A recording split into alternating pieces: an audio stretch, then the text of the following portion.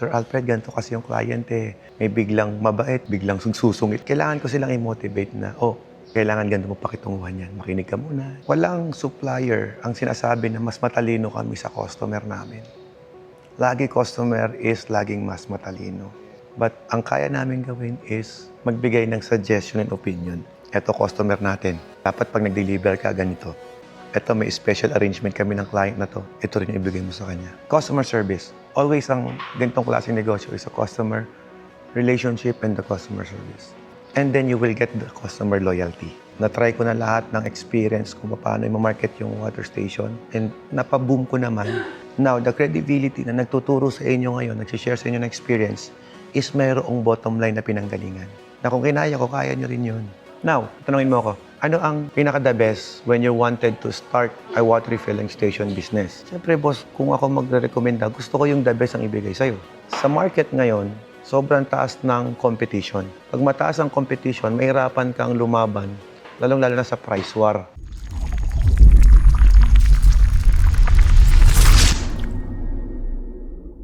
Ma'am, sir, I'm Alfred.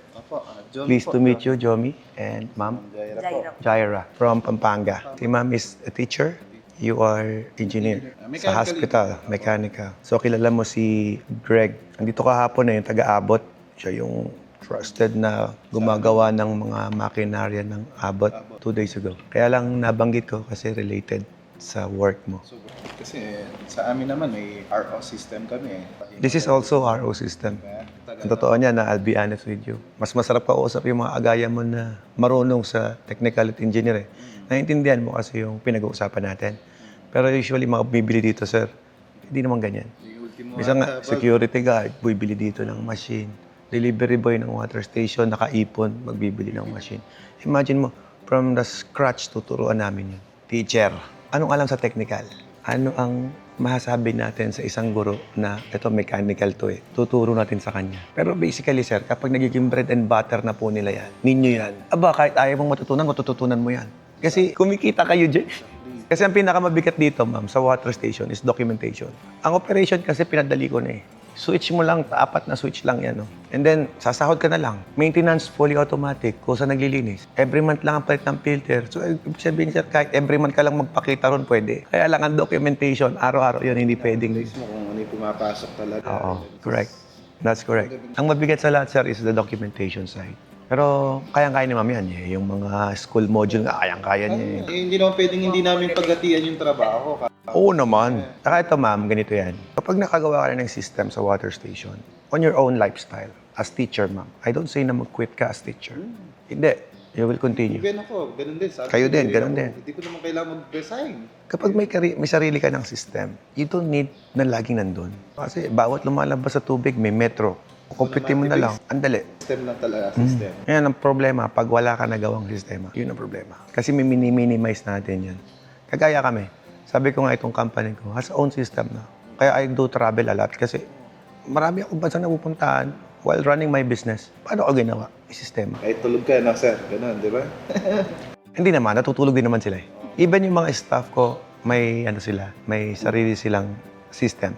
Natural, sir, maganda po yung trabaho niyo. Maganda naman ka. Yun nga lang ako, hindi tayo nakakaipon kasi nga sumasapat yung kita natin kasi lumalaki din yung lifestyle natin. Actually, sir, lifestyle lang talaga. I-adjust mo yung lifestyle mo. Gusto mong kumasya. Oo. Totoo yun. Di ba? Mag-adjust ka talaga. Dati wala kaming sariling bahay, dahil trabaho kami, Nakapunda. Oo, sa akin, ito, ang thinking ko sa ganyan. You could still continue your profession. You are as a biomechanical engineer and si ma'am as teacher. Bigyan mo lang ng 2 buwan yung water station. 2 buwan lang. Bakasyon. Tapat mo ng bakasyon. November and December, maganda yan. Kalakasan yan. Kaya ganito yan. During time ng vacation, kung talagang kailangan mo tutukan kasi yun. Kasi dapat from the start, ikaw yung naka-hands-on. Kasi para alam mo yung galaw, alam mo yung trabaho ng refiller, trabaho ng delivery boy, trabaho ng iba pang mga tauhan mo. Kasi kagaya ko, silang lahat dito, kung ano man ang ginagawa nila, pinagdaanan ko yun. Why? Importante kasi na malaman ko kung gaano kahirap yung sitwasyon ng ganun. Kasi kapag, kunyari, si after sales nagsabi sa akin, Sir Alfred, ganito kasi yung client may biglang mabait, biglang susungit. Siyempre, yung bata na ganun, kabataan kasi yung mga tao ko Kailangan ko silang i-motivate na, kailangan ganito mo pakitunguhan yan. Makinig ka muna. Tuturuan ko sila. Basically, ang nangyayari po, sabi nga namin ganito eh, walang supplier ang sinasabi na mas matalino kami sa customer namin. Lagi customer is laging mas matalino. But ang kaya namin gawin is magbigay ng suggestion and opinion. Our suggestion and opinion is based on our experience and proven na successful. Now, if the client has own system, hindi ko pwedeng pakialaman yan. Kasi pwedeng yung lifestyle mo hindi fit doon. Yung trabaho ko noon hindi fit sa kamukha ng trabaho nyo. Parang diet plan lang yan. Yung iba, okay sa keto diet. Yung iba, okay sa OMAD. Yung iba, okay. Pero yung iba, hindi okay doon. Hindi lahat nagapayat doon. So basically, merong right na system for you na mag-fit on your own lifestyle. Kasi kagaya ko, ako yung tao, sir, I'll be honest with you, ako yung tao na hindi ko kaya yung trabahong paulit-ulit. Hindi ko kaya yun. Yung paulit-ulit na ginagawa, hindi ko kaya yun. But unless, gawin ko to, pag perfect ko na yan, le-level up ko yung sarili ko, iba naman. Ganon. Kapag na-level up ko na, gusto ko, iba na namang level. Pag pinabalik mo ko doon, kaya ko gawin yun. Umaga, kaya ko mag-welding, kaya ko mag-grinding. May bago kong tauhan na papasok sa akin, hindi marunong mag-welding, turuan kita. Turuan kita mag-grinding. Kung magaganto ito yan. Sa water station, simple. Siyempre, lahat ng tauhan na makukuha mo, hindi naman marunong mag-deliver ng tubig. O ituturo mo sa kanila, eto customer natin. Dapat pag nag-deliver ka, ganito. Eto, may special arrangement kami ng client na to. Ito rin yung ibigay mo sa kanya. Customer service. Always ang ganitong klaseng negosyo is a customer relationship and the customer service. And then you will get the customer loyalty. It's a sukli na lang yon ng ginawa mong sistema. Kasi customer loyalty hindi tatagal kung wala kang binild na customer relationship. Kaya ako ganito, kahit nasa dito, sabi ko nga, may sistema, bakit ako nandito? Monitoring and personal assistance sa mga clients ko. Yun yung ginagawa ko ngayon. Na usually, kahit sila, kaya naman nilang ibigay yung informasyon na kailangan mong malaman dito. Even yung mga staff ko, well-trained na po yan. They don't need me here. Actually, pagdating ko rito, sir, may client tayo. Taga saan yun? Yung nasa kabila. Taga saan? Antipolo? Yeah. Bago kayo dumating, sir, may client dito, taga Antipolo, nasa kabila. Bago ko dumating dito, bayad na, nakapag-avail na. Basically, kahit wala pala ako dito, may bibili. So that's we called system. Kagaya mo, sir, napanood mo na yung mga videos, napanood mo yung mga ginagawa ko, yung mga tips and tutorials kung paano sa management ng negosyo, ng tauhan. Kung kaya ko, mas kaya mo yun, boss. Sabi ko nga, simulan lang natin. Di ba? Yeah. Simulan lang natin. Tiwala ka lang ako. Kasi hindi ko naman pwedeng ako lang. Ako Yeah. hindi naman pwede. Ano ka kasi, may mga bagay na kailangan malinaw sa aming dalawa. Kami, ma'am, share ko lang din, kami ni Mrs. ko, ganito kami mag-isip. Alam mo itong negosyong to, nung nagtayo ako ng water station, kontra din siya, sir. Ayaw ni Mrs. to. Kasi hindi siya negosyante. Ako negosyante na ako eh. Bata pa lang, negosyante na ako. Takot siya sa negosyo. Sanay siya na, hindi naman siya government employee or hindi siya nagtatrabaho as employed. Self-employed din siya, kaya lang sa banking naman siya. So ngayon ako, ang hirap niyang turuan na, paano ba yung negosyo? Paano ba yan? Business, malawak. Kung mag-negosyo tayo ng water station, mangungutang ako. Kasi wala akong kapital eh. Nangutang ako. Lending, inutangan ko kasi mabilisan. So, nung napautang ako ng hindi bangko eh. Lending nga eh. So, parang maliit na ruler lang yun. Ang laki-laki lang interest. Ang laki nun. And then, ang ginawa namin, sabi ko, Mami, magtiwala ka dito sa gagawin ko. Support mo ko. Ayaw niya akong supportahan, sir. And that's what time na, ito mga parod ng asawa ko to, sigurado eh. And there was a time na, syempre, bago pa lang kami nagsasama. Isa pa lang anak namin. Parang, hindi niya alam kung saan tatakbo yung buhay namin. Kasi unstable. So, hindi namin alam kung paano makakabenta ba itong negosyong to. Water station ako nag-start, sir, no? Sinasabi ko. Water station, That was 2008. November. Sabi ng mga biyanan ko, nag-start ka ng November 8 kasi infinity, ganyan, Chinese belief, ganyan. Sabi ko naman, I can't not wait that long. Bawat araw sa akin importante kasi may utang ako na kailangan kong bayaran. So, I need to work. Ang ginawa ko, ma'am, my first sale was in Cementerio. Yeah. Kasi undas eh. November 1, nandun ang mga tao sa Cementerio. Ito ang binenta ko. And I sold 3,000 pesos in one day. Not bad for the start. Hindi pa ako nag-opening, wala ako pampahanda. Kasi may obligasyon eh. Wala sa akin yung sinasabi mong opening, yung mga mga pa-blessing. Wala, I skip all. Kasi nga, may obligasyon eh. Imagine mo, that bottle, 3,000 pesos. in one day. And then kinabukasan, walang benta, tapos na yung ondas. Doon na mag-i-start ngayon yung water station na refilling.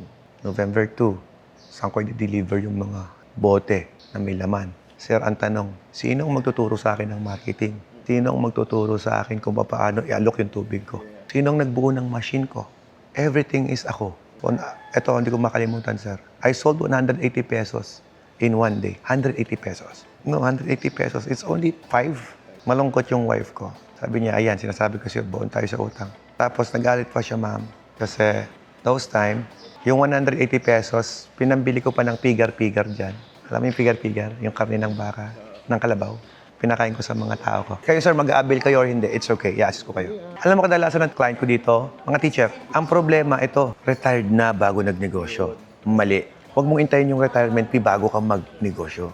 Dapat habang malakas ka, habang may trabaho ka ngayon, kung kaya mo, simulan mo na. Bakit papatagalin mo pa yung retirement fee? Ma'am, ang negosyo may downside, may failure kung minsan. At least may backup ka pa rin na, I still have my work, I still have my job. O makikwento ko lang sa'yo. So, struggle na kami. Sana ko makukuha ng pambayad ng utang. Doon mo marirealize kung gaano mo dapat pahalagahan yung mga tauhan mo. Kagaya ngayon, parating na yung bagyo, di ba? Ngayon, pinapauwi na ni Miss ko lahat ng tao ko. Pinag-half day namin sila. Kasi gusto namin makapag-prepare din sila sa pamilya nila ng preparation nila bago dumating ang flood. And habang dito sila, nag-prepare na rin kami ng bucket, emergency bucket for them. Para in case kung lumubog man tayo or what, meron agad sila. Sabi ko nga kay wife, nagbago ang lahat. Nagbago ang lahat kung papaano. Ako dati yung nagmamalasakit, ngayon siya na. Kasi naipakita ko sa kanya yung dapat ganito mamahalin yung tao mo. Kasi tao natin yan eh.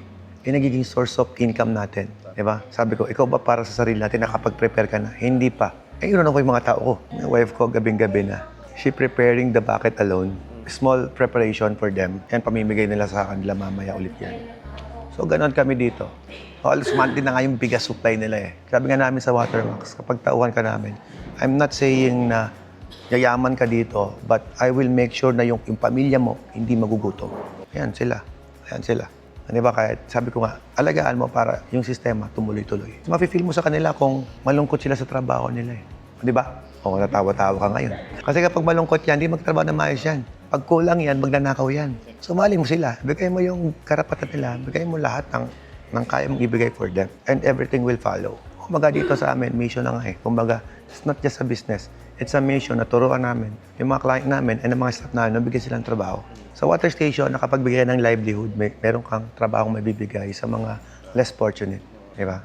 Sila, for example, mga taong ka na di nakapag-aral, di nakapagtapos, di ba? Pwede sila maging delivery boy. Yung office work man, liquidation mo, kahit paano, high school graduate, marunong na yun. Oh. Diba? Habang, kung pangarap pa nilang mag-college, edi kapag nakaipon sila, ito, meron na. So, ang point dito, sir, ito. Nag-start ka kami ni Mrs. Sobrang, hindi naman mahirap. Mahirap kasi pag di mo gusto. Tama. Diba? So, sir, nag-marketing ako. And syempre, I experienced rejection. I experienced lots of rejections. Na-try ko na lahat ng experience kung paano i-market yung water station. And napaboom ko naman hanggang sa umabot ng 2 months.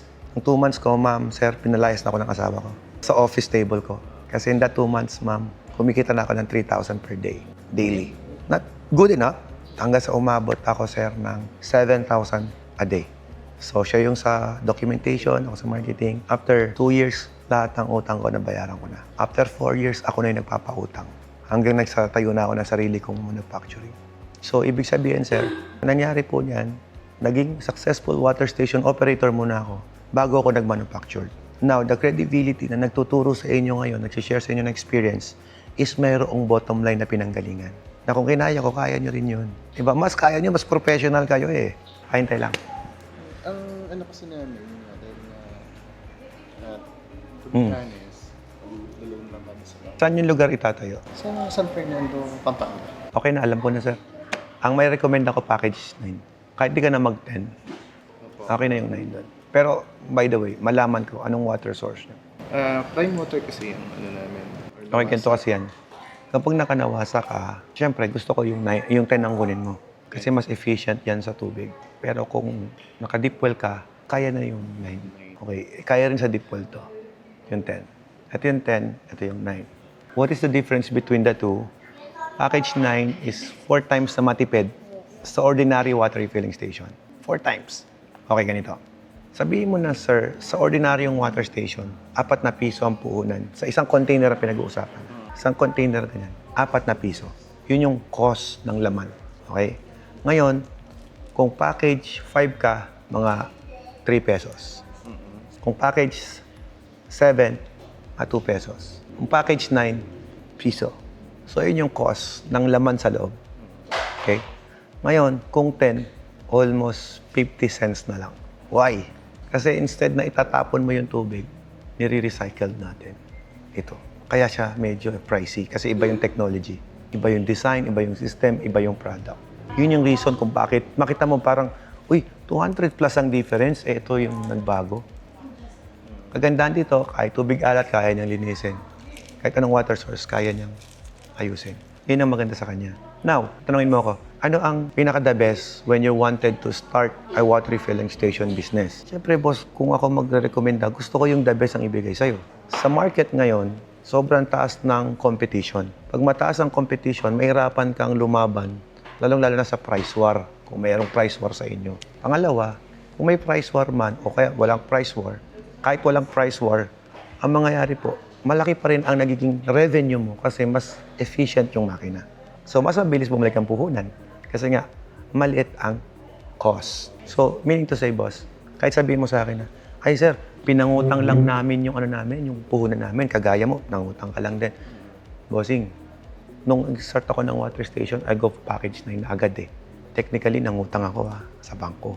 Ako gumawa mismo ng makina ko. Di ba? So, nung time na yon, sir, daming tubigan na dito sa lugar namin. Hindi ko goal na pasarahin sila. Ang goal ko lang magbenta. Kaya lang naramdaman nila ako to the point na yung mga kalaban ko, pupuntahan na yung water station ko, sinisilip yung makina na gamit ko. Sinisilip nila. And then eventually, yung mga kalaban ko na yon, naging customer ko na rin. Ngayong customer ko na rin sila, nagpagawa na sa akin ng mga machines. Ayun, after 10 years of operation ng tubigan ko, nag-decide na rin akong isara. Bakit? Kasi kalaban ko na yung sarili kong customer, which is not good. Kasi ako nagturo sa inyo magnegosyo, tapos kinalaban kita. Pag pumunta ka dito sa Alcala, halos ng lahat ng tubigan dito, akong nag-install eh. Dito sa lugar na ito. Imagine mo, lahat ng customer ko din. Yung tao ko, tsaka tao ko, at may-ari ng tubigan na kliyente ko, nag-aaway na dahil sa customer, which is not good. Diba? So, kaya sabi ko, sige, mag-giveaway na ako. Pero, last time, ngayon, mayroon pa rin akong tubigan, pero nakasara. Pero masasabi kong kumikita. Bakit? Sa company ko pa lang, ilan sila dito? 80 plus kayo, di ba? Sa isang araw, sa isang linggo, ma'am, may umubos kami ng 50 bottles. Computein mo kung magkano titipid ko. Magkano dapat yung binabayaran ko kung bumibili pa rin ako ng tubig. Doon pa lang, boss, kahit sabihin ko nakasara yung tubigan ko, kumikita yun. Di ba? So, walang lugi eh. Kasi mismo ako customer eh. Ano lang, clarification lang doon sa, yung sinasabi siya kanina, Reject, which is yung sinasabi mong i-recycle. Tama po ba, sir? Mare-recycle yung 60%. Yes. Nung water Ng water na dapat supposed to be tatapon. Nagkaka-reject ka dahil maglilinis ka ba ng... No. Di ba nasa RO system ka, sabi mo? Nasa RO system ka, di ba ang RO pagka yung madumi tatapon na niya, yung malinis lang kinukuha natin, papunta sa tangke, finished product. Saan mo tinatapon yung reject? Kami, ang reject namin, pinalilinis lang namin ng mga... Pang household, kanal, pwede na, di ba? Tatapon mo doon. Eto boss, yung reject, ilalagay ko pa sa tangke, tapos papapasokin ulit sa system. Magiging product pa din yun. Magiging product pa rin. Yun yung malaman kung pwede bang... Pag sinabi bang reject, pwede bang iulit? Pwedeng iulit pero gagamit ka ng ibang system, which is ito yung meron siya. Meron siya. Na wala doon. So, kung ako, I will recommend yung 9 for you as a starter. Kasi, sir, lahat ng advantage nandun na sa'yo 9. Efficient na yun Okay na yun. You can start with the high-end package. Tapos yun nga, nagtanong pa kami kasi sabi ko, siyempre hindi mo lang basta gagawin ng bottled Siyempre mag-deliver ka. Sabi ko sa kanya, nakikita ko rin dun sa minsan na nag-vlog ka. Meron bang mga kolong-kolong? Oo. Ito kasi sir sa Watermax, one-stop shop ka na. Kaya nga. Pan-deliver, signage, lahat po andito. Tapos sa kanila, bibili eventually yung mga bottled Pwede rin para po. Nadia. Yun, binibili rin yun, sir, gano'n. Siyempre, Hindi, oo. ibig sabihin, sir, as needed, gano'n na po ba? Yes, sir. O paano po? Hindi ko kailan ang required. Yung 2 months, sabi ko nga sa kanya, nagkalat ako ng 2 months na. Ang start mo, sir, sa 2 months, I could say, saka ng mga 500 containers. Mabilis lang mo, boss. 2 weeks lang. 1 week lang ubos na yun. Sabihin mo ko, ano ka lang. Anong mga battle mo, sir? Yung water dispenser? O Oo. may- Yun po ay assignment mo na. Oo. Kasi ikaw ang mag-aaral Pero ng totoo lang. meron po kayong ganun parehas. Yes, meron kami nun. Oo. Tapos, Kung ba't sinasabi ko, sir, na yun ay assignment mo? Kasi ikaw yung hanap ng customer mo. ayan. Meron kayong mga ganun na. Meron Tapos, tayo. Dispenser, pet bottle, 5 gallons, round, 5 gallons na slim. Kumpleto dito. Opo. Teka lang, sir, para masolo mo na ako. Tapusin ko lang to. What if 2 months ka nang walang pasok? May sahod pa din yan. Walang sahod. 2 months na walang sahod. Ma'am, ito, kahit di mo pasukan, sumasahod. So basically, ganito yan. Kayo, sir, engineer, pag walang trabaho, wala ring sahod. Basically, yung mga trabaho na ginagamitan natin ng physical effort, physical na lakas natin, talent natin magturo, talent natin mag-opera conductor, lahat ng yan, kailangan ng presence natin. Basta boss, ito masabi ko sa'yo. When you start this business, dapat tama makina. Kasi yan yung magiging heart ng water station mo. Siya yung gagawa ng sarili mong produkto. Sabi nila, ang negosyong water station is sukian. Ang tanong ko sa'yo, paano ka magkakaroon ng suki kung palagi late ang delivery mo? Logic, simple lang. Customer service, good deliveries, good customer relationship equals customer loyalty.